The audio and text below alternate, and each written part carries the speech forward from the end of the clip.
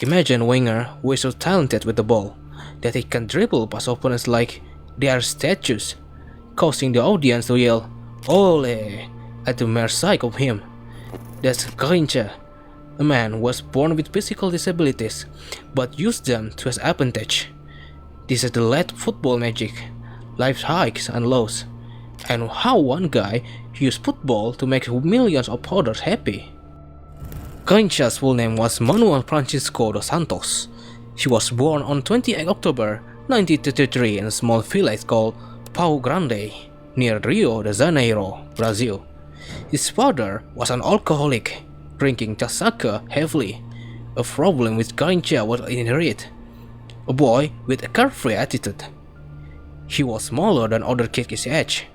With his sister, Rosa, noticing he was as small as a little bird, she started calling him Garrincha, the northeastern name for the wren, little brown bird. The name stuck, and by the age of 4 years he was known as Garrincha to his family and friends. Garrincha was also known as Mane by his friends. The combined Mane Garrincha is common among fans in Brazil. He played with Serrano, Corinthians, Flamengo, Bangu, Portuguesa Santista, São Cristóvão, Olaria, and Colombia's Atlético Junior after making his professional debut with Pau Grande in 1947. His best years were from 1957 to 1962, when he guided Botafogo to 3 Brazilian league titles. He participated in 3 World Cups, 1958, 1962, and 1966, and made 60 appearances for Brazil. He was a standout player in the 1962 competition, scoring 2 goals against Chile in the semi-finals, and 2 more against England in the quarter-finals. Garrincha started off his professional career by scoring a hat-trick against Botafogo in his first game for the club. During the next 5 years at Botafogo, he emerged as one of the greatest right wingers in the world and a one-man wrecking crew. The opposing defenders had a hard time watching the tricky dribbler, even if they knew that he preferred going to the right. His explosiveness made him one step ahead. Skillful and slightly arrogant style of play, and a seemingly endless repertoire of dribblers and fans quickly made him a fan favorite wherever he went. In 1957, he led Botafogo to their first Campeonato Carioca title in 9 years. With his sensational displays at Botafogo, nobody was particularly surprised when Garrincha was called up to the 1958 World Cup national squad. That Brazil team was especially famous for its attacking prowess, with Garrincha, Didi, Fafa, Mario Zagallo, and 17 years old Pelé providing the ammunition. After setting out to the first 2 games, Garrincha started against the formidable Soviet Union. It took him only 3 minutes to throw the opposition into disarray by dribbling past the defenders and hitting to the post. Brazil eventually won the game 2-0, with Garrincha's impressive performance ensuring that he started every game from there on out. After setting up the first 2 of his side's goals in the final against Sweden, with Brazil won in dominating fashion 5-2, Garrincha was brought to the World Cup's All-Star team. Garrincha was already married and a parent when he signed for Botafogo in 1953. Team officials were ecstatic to learn that he was over 18 and able to be treated as a professional. In his first training session, he demonstrated his extraordinary skills by dribbling the ball through the legs of Nilton Santos, Brazilian international defender and defensive midfielder who had 16 international caps. Santos was so impressed with the young Garrincha, he asked that Botafogo sign him. He played in the 5-0 win for Botafogo reserve and then scored a hat-trick on his first team debut against Botafogo on 19 July 1953. Garrincha continued to play brilliantly, but Brazil had other talented players in his position, notably Julinho, and together with the new European style of play centered on teamwork. He was not named the squad for 1954 World Cup. He helped Botafogo win the Campeonato Carioca in 1957 by scoring 20 goals in 26 games, finishing second in the league scoring charts, and is convincing the national team selectors to name him to the 1958 World Cup squad.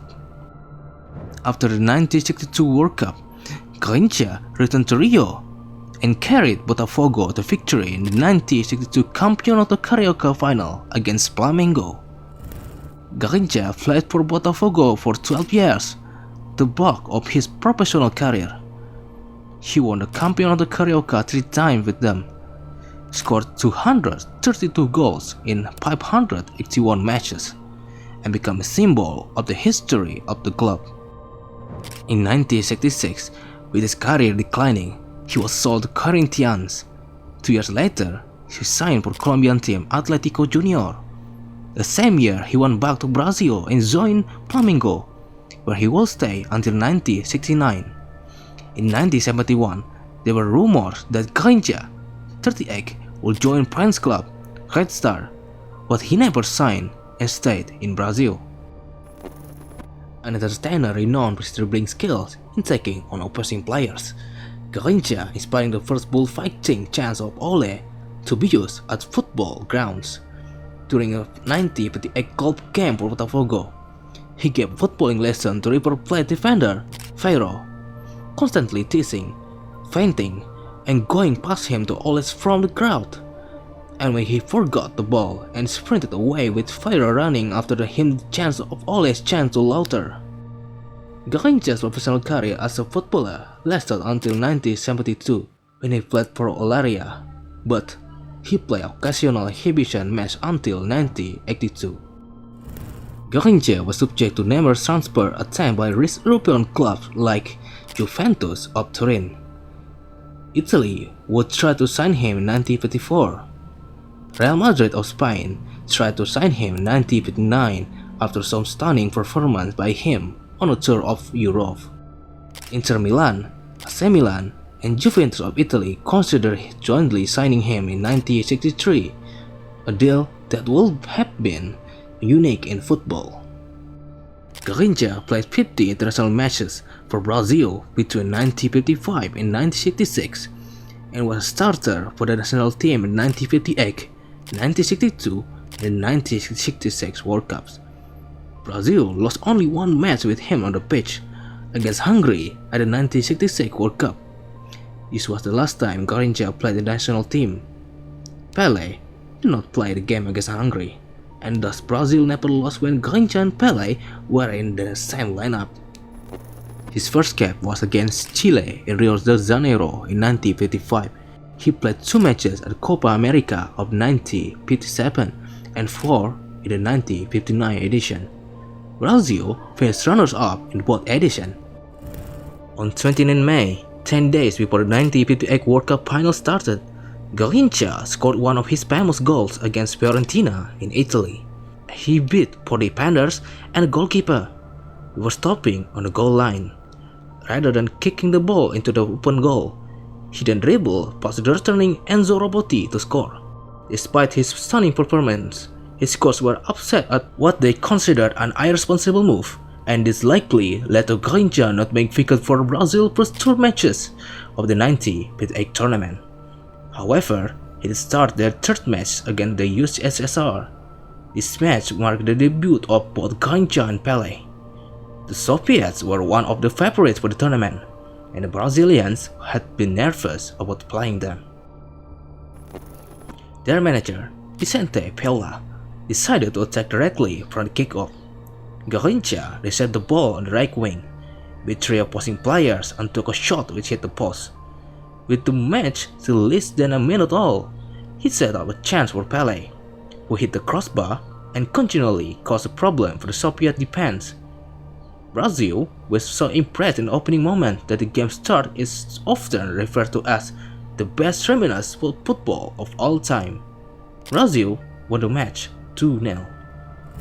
In the final against Sweden, Brazil fell behind 1-0 early, but rapidly equalized after Garrincha went past his marker on the right wing and set a cross for Fafa to score. Before the end of the first half, Garrincha made a similar play, again setting up Fafa to make the score 2-1. Brazil ended up winning the match and its first World Cup trophy, with Garrincha being one of the best players of the tournament.